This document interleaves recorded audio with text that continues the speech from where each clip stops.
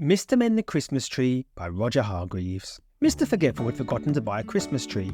Can you imagine? No Christmas tree!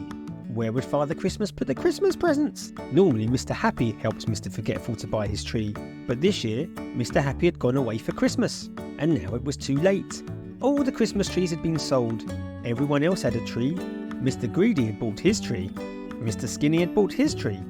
Mr. Mean had bought his tree. And Mr. Nonsense had bought 6, just in case he ran out. What nonsense! Even little Miss Late had a tree, although she had only got the very last one left.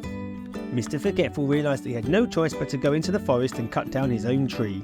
So he set off through the snow. Mr. Forgetful walked and walked some more, but he could not find the perfect tree he was looking for. They were too twisted, or too spindly, or too big. "That won't fit in my living room," muttered Mr. Forgetful. After much searching, he finally found a tree that was just right. And it was then he realised he had forgotten his saw. "Bother," he said to himself, "I'll have to go back for it."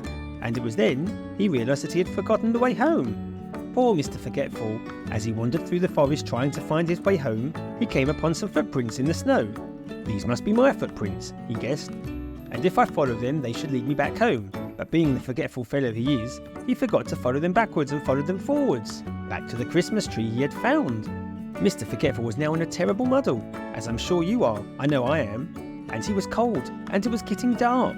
So he climbed a tree to see if he could see his house, but all he could see were trees, and more trees. In desperation he cried for help. Help! And as luck would have it, help was at hand. Help in the form of Father Christmas, who was flying over the forest in his sleigh at that very moment. "I was just on my way to deliver your present to your house," said Father Christmas. "Would you like a lift?"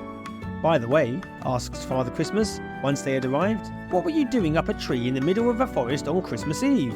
"You know what?" said Mr. Forgetful. "I can't remember. Now, where shall I put this?" asked Father Christmas, pulling a parcel out of his sack. A Christmas tree-shaped parcel. "Well, I never," said Mr. Forgetful, suddenly remembering. "You are a marvel." Which just goes to show that Father Christmas really does know what everyone wants for Christmas, even if they've forgotten it themselves.